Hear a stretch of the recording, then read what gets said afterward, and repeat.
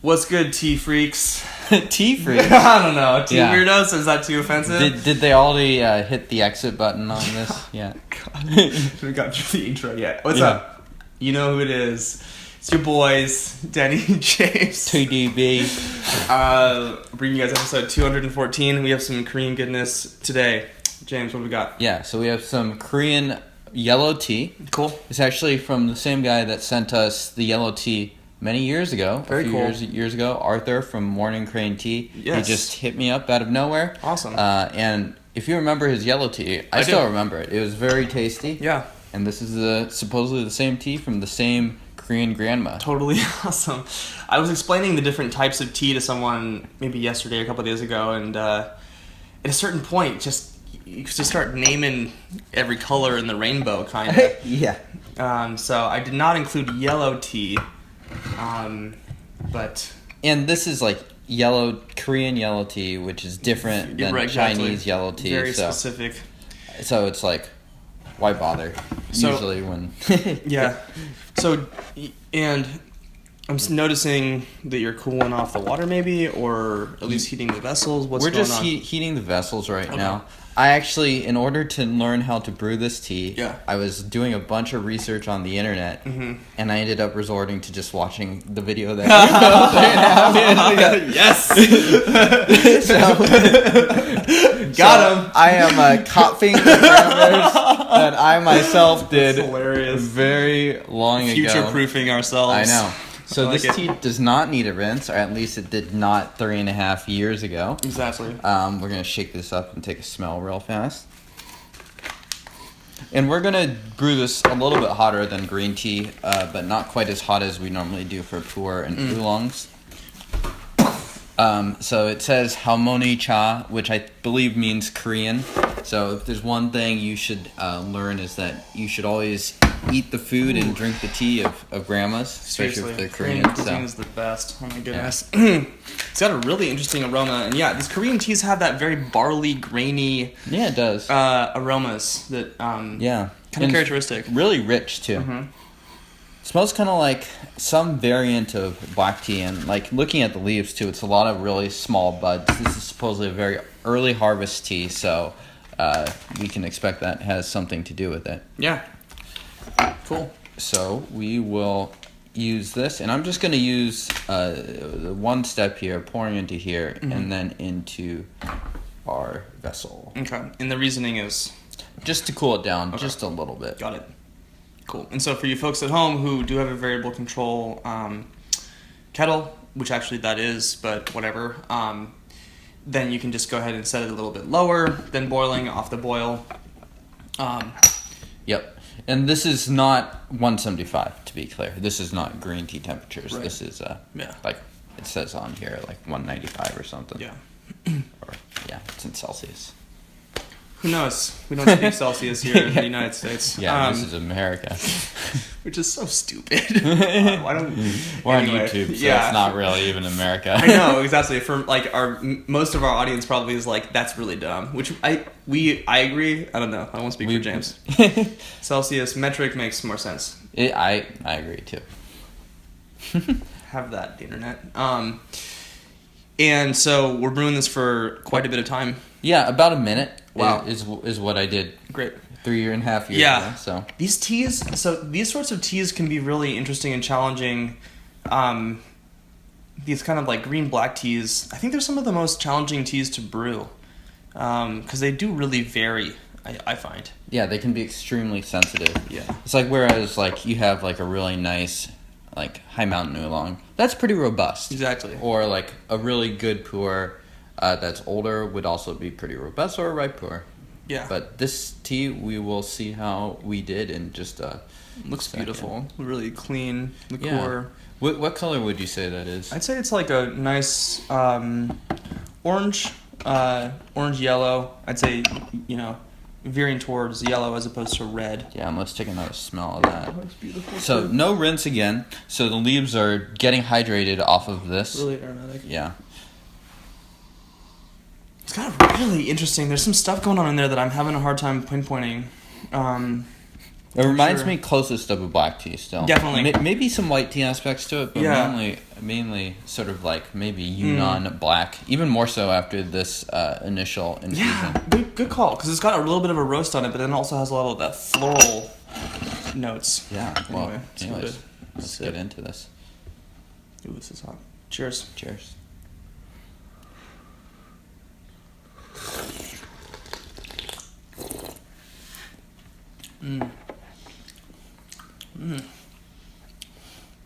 Really sweet. It's got like a really wonderful sort of roasted undercurrent going on. I can vibe a little bit of some white tea sweetness. Really like high floral notes. Yeah, very aromatic, I would say, in the taste. Maybe a bit of cinnamon or something like that. Yeah, I was trying to figure out. It's not quite baking spices, and there's some like, I don't know. It's always fun to have teas where you're just like, what the hell is that? And the brew is not as thin as we would expect from something like a white tea or something like Definitely that. not. Although you did brew it for a minute, so that's gonna have an impact. Would you say that there's any drying or astringency in No, the tea? no. I'd say the parameters are perfect. There's like nice, full body, robust, good finish. This is really tasty, actually. Yeah. Have you brewed this before? Just 3.5 years ago. Okay. You had the rest of the sample that time too, so this is literally my second time brewing it. Okay. Yeah. So, but I mean, just this particular, no. No, I just literally opened this about 15 minutes ago. So, a little bit off. So, water off the boil. James just poured between a different vessel and then poured in 1 minute, and this is super tasty. Pretty simple parameters. And I like that this is like, so it's not the warmest day in Seattle. We're filming this in kind of late May.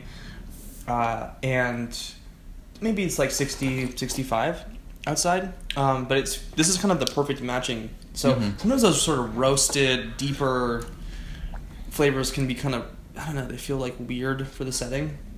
This is lovely. Sweet, it's floral. Yeah, I like how you put it there, because I feel like this tea sort of fits in between those like really hearty flavors that you would want in sort of like the cooler months. Yeah. But it's not really a green tea or white tea where it has super fresh flavors. No. But it's like 20, it feels like 20% white tea almost or something. I don't know. I could see that too. Yeah. So maybe something in the texture, it feels could be a bit like white tea-ish, I guess. Very silky. This is really good. Damn. Thanks, Arthur. Shout out. Yeah. Definitely check those guys out. This is unique stuff. I have not found anywhere else that I would really recommend does these sort of teas. Oh, this is really tasty. In terms of the, we haven't talked about grams. Yeah, milliliters here. I am using about 3.7 grams for you precise nerds out there. Yep. And this is 150, 160 milliliters. Last time we used a little bit bigger the vessel and a little bit more leaf, so I just adjusted it slightly downwards.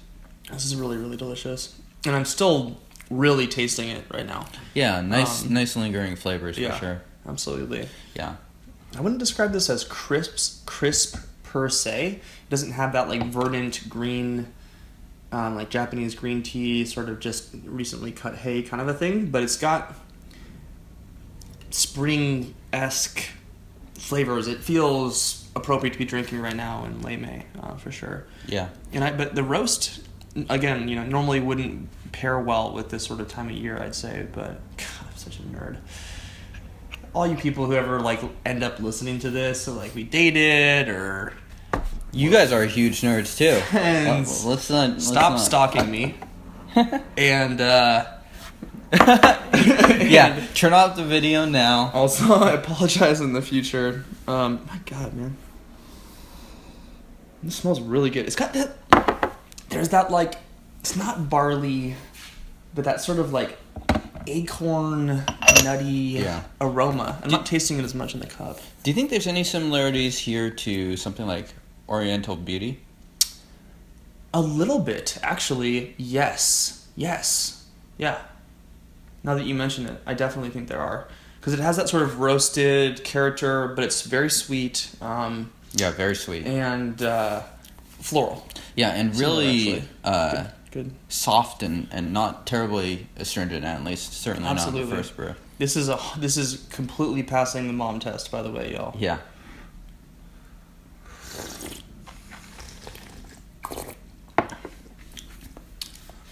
It's changed a bit, actually. A little bit more black tea flavors going on now. It's a little bit thinner. My guess is that this tea isn't going to brew out 10 times or maybe even 5. It probably brews out 3 times wonderfully, maybe 4. Yeah.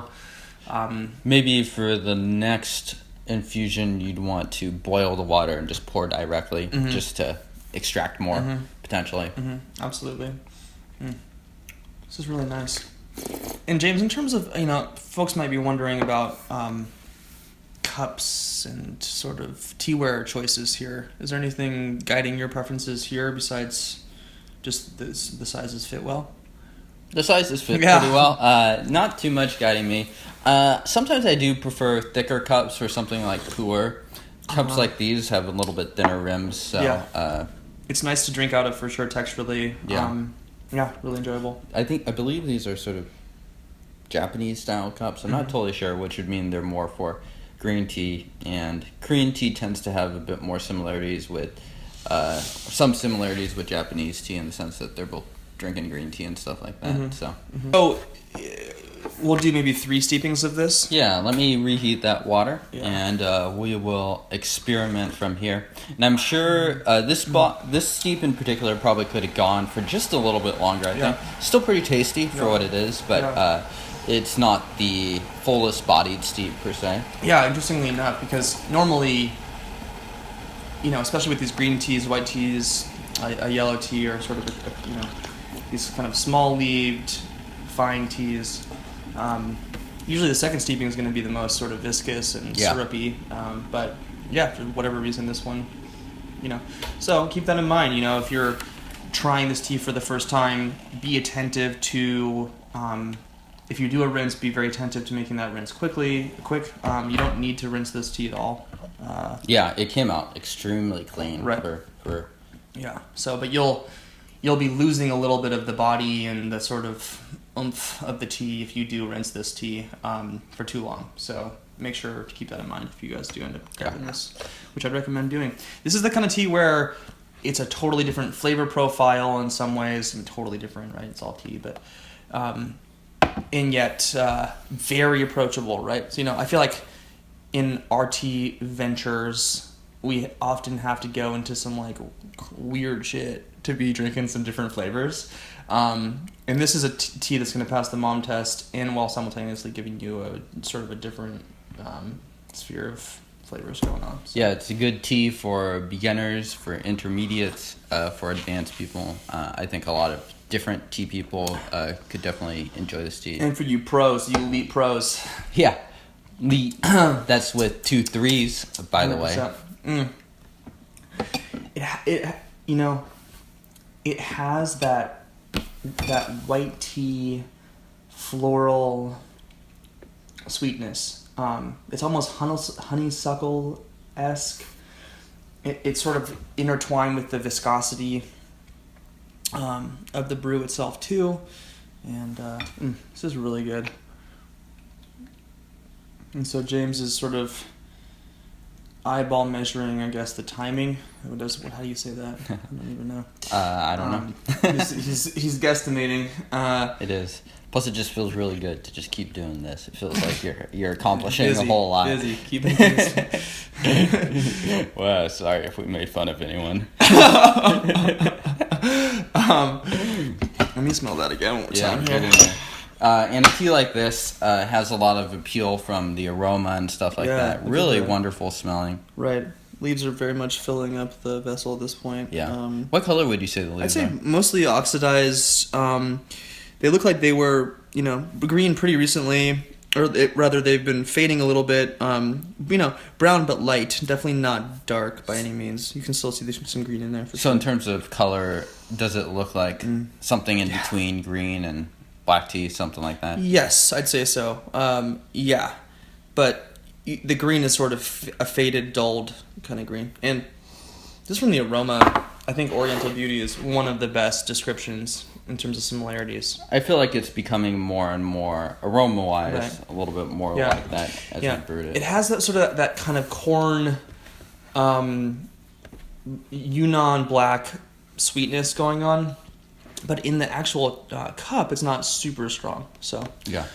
all right, let's do it. Yeah, let's warm it finish up. this guy out. Ooh, this is hot. Ooh, that is hot. That is hot. Yeah. These cups Careful, are y'all. not as thick as some of the other ones. Yeah, and so for you folks out there, this is really high tech method of blowing on the tea to cool it down. Whatever it works. Yeah, we will not get a close up of a. Yeah, shoot coverage for that. Yeah, put like this elegant Chinese music over it. It's like slow motion. Also, what you can do at home is just pour the cup back into here, and then just do that a few times, and boom, the tea has cooled down quite a bit. So, Yeah. Alrighty, cheers, y'all.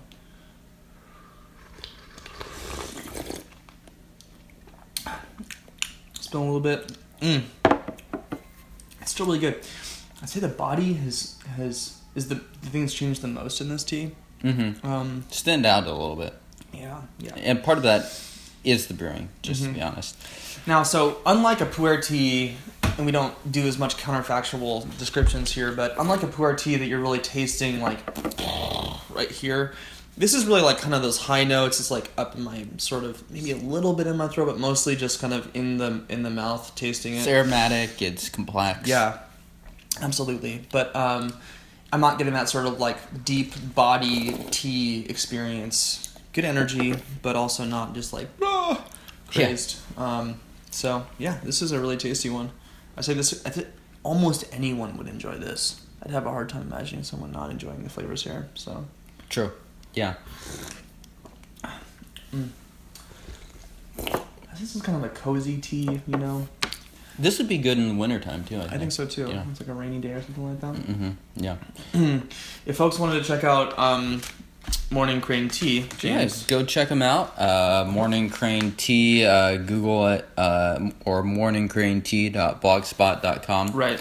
Yeah. Email is morningcranetea@sbcglobal.net too for Arthur, so check him out there. And Arthur has been very helpful, and he has sent us a few other teas as well, so you can maybe look forward to those pretty soon. Boom. This has been episode 214. If you guys enjoyed this episode, subscribe to our YouTube channel down below on the YouTube website, or if you're at TeaDB, I think there's one as a widget on the sidebar too. Check that out. Mm-hmm. Subscribe. We do this every week. Lots of in-between episode content from James and written articles on TeaDB.org. That's TEADB.org. I wonder how much it would cost to get a 3-letter domain these days. I don't know. A lot of money. .TDB. Is that like a thing? I think we can. Anyway, whatever. Subscribe, do all the stuff. We love you guys. Thanks for watching. Thanks for sticking with us. You all are crazy for doing so, but we love it. If you want to comment on something, James, what should they comment on? Comment on if you've ever tried any Korean tea. Yeah, seriously, let us know. Yeah. And if you have, what did they most similar to? So this is, I'd say, most similar to Oriental Beauty. I think James nailed it. Oriental Beauty or maybe Yunnan Black fits more into that category of teas. Maybe it's like the buddiness of it. Anyways, we are lingering on our wrap up. Cheers.